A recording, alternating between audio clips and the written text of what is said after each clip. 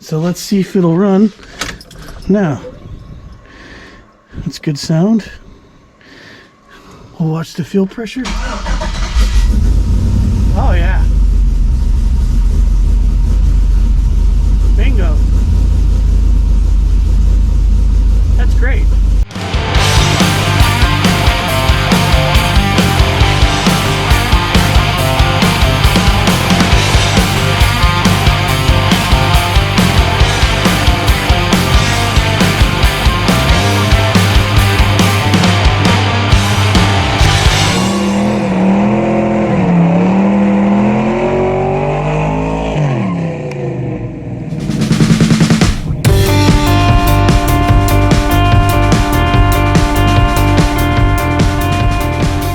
Alright, the time has come to get started on the prep for Sick Week in Florida, coming up in just over a month. Like, there's not a lot of time. And probably you're posing the question, shouldn't the Dakota already be ready to go since we just got done with Rocky Mountain Race Week in September? And you're somewhat right, it should be, but it's not. So there's a couple things I want to do. So this is going to be the first video of getting ready for that. So today what I'm going to do is work on the fuel tank. I'm going to drop the fuel tank back out. I'm going to fix the issue that we had on Rocky Mountain Race Week where I had a line in the tank that ruptured because we think it's not submersible friendly fuel line. So I'm going to drop the tank, pull the pump back out, fix that, do a little bit more, and I'll explain that when we get there. I've kind of already been working on trying to fix some of the surface rust issues that I've had on this truck. So you can see I'm doing some sanding and I need to do some rust treatment and whatnot. And then repaint the top. Well, we re-primer, right? Not really paint. And then I want to primer the bed so it's all the same color. This is coming off and I'll explain why. That's coming off in another video coming up soon. And once I do all that, and I think it needs an alternator. The alternator's going bad on this thing. I have one here. And the horn, I gotta buy another horn. So don't have too much to do, but it's enough to make me a little nervous to try to get it all done in time, especially the fuel system. And then, not today, but I got the trailer out here. And if you remember the first day of Rocky Mountain Race Week, you'll know why I'm gonna be working on that. Yeah, that's fantastic. The truck fell right through it.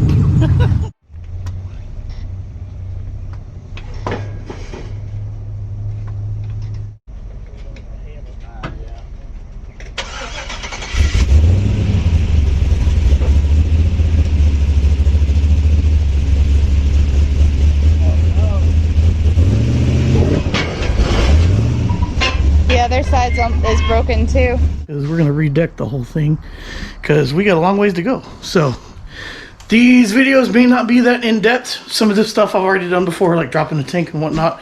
But I've got a lot to get done and I got to try to get done as fast as possible. So I apologize if there's not a lot of detail and that's the thing you're about. But it should be fun anyway. And also, I'm going to put this out there for all the people that say, just take the bed off to change the fuel pump on the Dakota instead of dropping the tank. I think I'm going to prove you guys that it's pretty easy to drop the tank. And so what I'm going to do is I'm going to set this up on time-lapse. And I'm going to show you guys when I start until when I get it dropped out. And I bet it ain't going to be that much time. So, but then again, I've done it a lot. So maybe, maybe that has to do with me. So anyway, let me get started on that. And yeah, we'll get that thing dropped out and get it taken care of.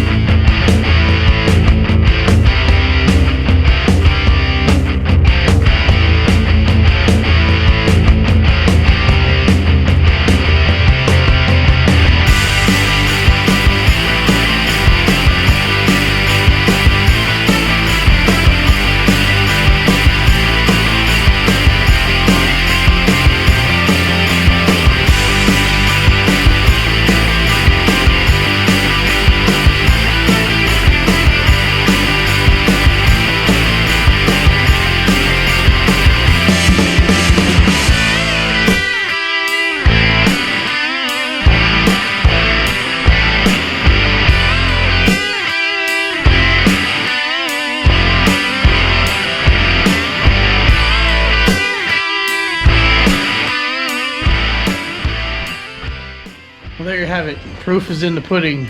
25 minutes. The tank is out and on the workbench, ready to get messed with, or at least fixed. That sounded bad. I'll take it. Now, one of the reasons I know that this doesn't take long to get out is because I've probably done it 5 times. And as you can see here, I've got AN lines on mine. I think the quick releases are a little faster than AN lines because I have to screw that dude on there. So, I mean, that's just my opinion. But I'm going to take this all apart here shortly. A couple things that I can recommend if you do this on your own is taking the wheel off, right? And then I have a splash guard in here that I don't have on. I probably should, but I don't. I took it off a long time ago. I'm getting rubber everywhere. That's interesting. From burnouts. But with this being gone, you can kind of get to some of the stuff up top by going through the wheel well. So I find that to be very, very useful. But yeah, 25 minutes. It's not that big of a deal to get this tank out of these trucks. The straps are held on by 9/16 bolts. One of the big things here, though, I will admit, is my tank's pretty much empty. I kind of ran it to where it didn't have a lot of fuel in it anymore. So obviously it's easy to come down. If you've got a full tank, well, that just sucks no matter what you do. If you can pump it out, cool. If you can't, that sucks. It's easier coming down with a full tank than it is going in. I'll tell you that much, especially if you have 2 people. But if you still want to pull the bed off your truck, or by God, cut a hole in it, which I can't really. Eventually, this is going to have a fuel cell or something, so I might have to cut a hole in it anyway. So, but hopefully you don't do that just because to replace a stock pump. But let me grab some stuff and I'll show you what I'm doing next.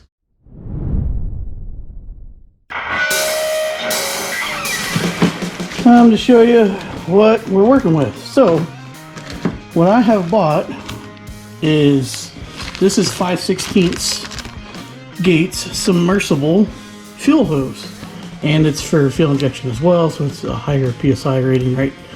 27093 is part number for that. I also bought wow, they gave me both 5/16s. Oh no. Well actually that's probably good, because I think it's 5/16. I thought I had bought 3/4. I'm sorry, I thought I had bought 3/8 and 5/16, but it looks like they sent me both 5/16, and I think it is 5/16. Anyway, interesting discovery. So I'm going to put that in my fuel system, but what I'm also going to do is, this is the original fuel pump that was in the truck, that when I had the issue on race week, I went ahead and pulled it out just in case it was the problem. We know that this was a problem. 99% sure that the other hose was the problem. So what I'm going to do is I'm going to put the old pump back in it. And the reason behind that is I know that the pump that's in this tank right here right now is good. So if I put the old pump back in it with the new line and it all works, that's beneficial to me because I have the confidence that I have a good fuel pump in this box as a backup. If it's no good, like I put it all together, I still have time to fix it.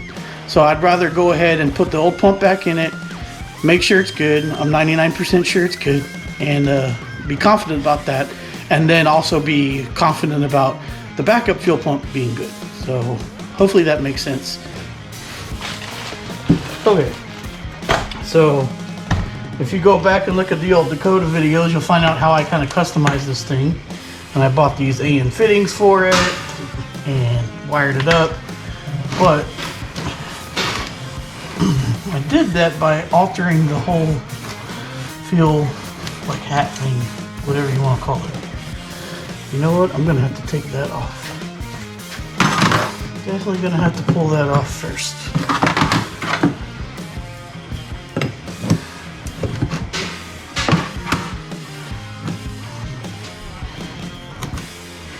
Okay, my PTFE line, here we go. All right, now I can get the ring off, and it just slides over all this, and then try to pull this dude out of here. seal is pretty good. There we go. All right. So now, let me get this dude disassembled completely, and we can go from there. Okay, pump is out. One of the things that I just had an epiphany on was I was worried about finding the stock, and I actually do have the stock for the original one. Long story short, I lost this somewhere when I was installing it, so I had to get a replacement one. So I do have a backup one, but this is the pump, right? This is the pump that's in it. Pump's still good. I know it's still good, but this hose is already really, really soft. You can see here how it's kind of protruding. And it's kind of breaking down already because this is not submersible hose. Maybe Holly says it is. I really don't think it is. It's kind of funny. I put a review on their website about this pump. It says awesome pump, but change the hose, and it's not on there anymore. But Holly's a good company. Hopefully they know what they're talking about, but I really don't think this is a submersible hose.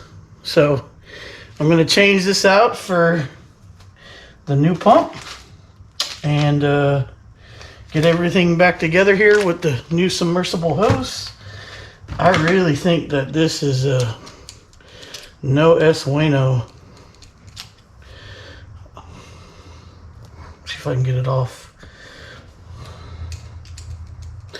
Also, before I get too far along, and yep, yeah, this hose is gummy, messed up already. You can see it separating in the inside there. I don't know if you can see it on camera. I can see it, but it's the inner layer is starting to separate. So that stuff is not good. And the clamps that come with it also are regular general worm clamps, hose clamps. And, you know, they've got the little striations in it for the gear. I'm going to change it to a flat clamp that should take care of any other partial or possible failure points. Yeah, let me get this wrapped up and I'll show you. Get it back in, fire the truck up.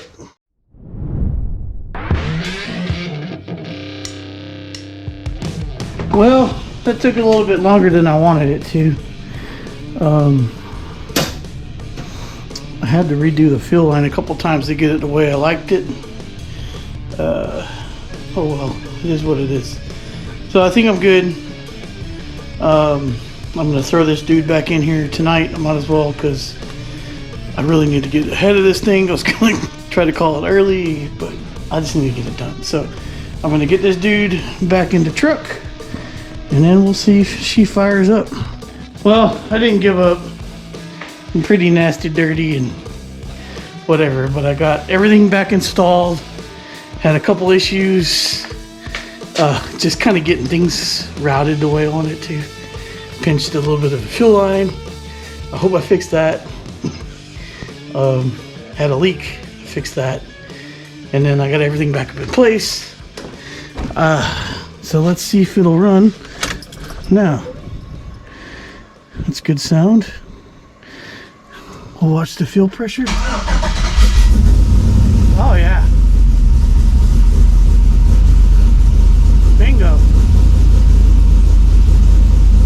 That's great. 55.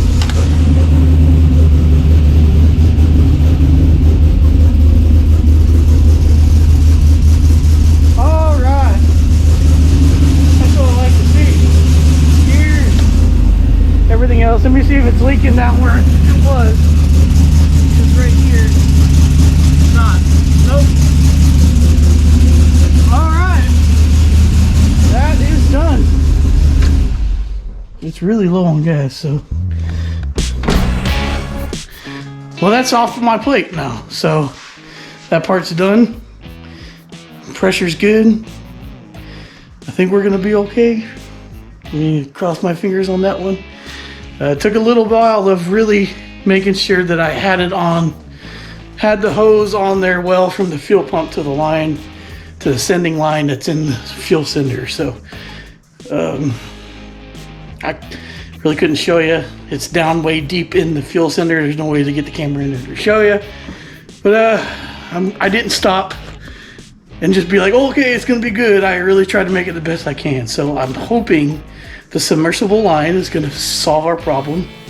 And we're gonna go through sick week and with less breakdowns than race week, but we'll see. I'm not gonna count my chickens before they hatch, but I'm very happy to have that off my plate.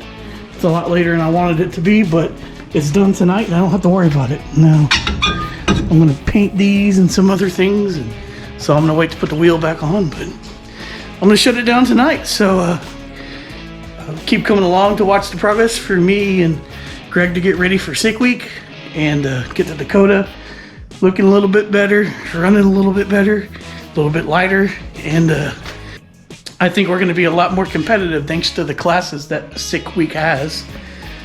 I'm really looking forward to this. There's going to be videos every day at sick week too, so hopefully out the same day every day, but we'll see. That's my plan at the moment, just like Rocky Mountain Race Week. So we'll get that done as best as we can. If you like this stuff, if you want to learn more about Dakota, go back on our channel, check out the LS swap project and everything else we got on it. And thanks for coming along. If you haven't yet, please consider subscribing, and that'll help you follow along the journey and see some more drag and drive stuff, plus stuff like the Nova, Ram Chargers, Typhoons, Bel Airs, Sonomas. We got all kinds of stuff, so even the boat. So check it out. Thanks again for your time as always. Until next time, y'all be good.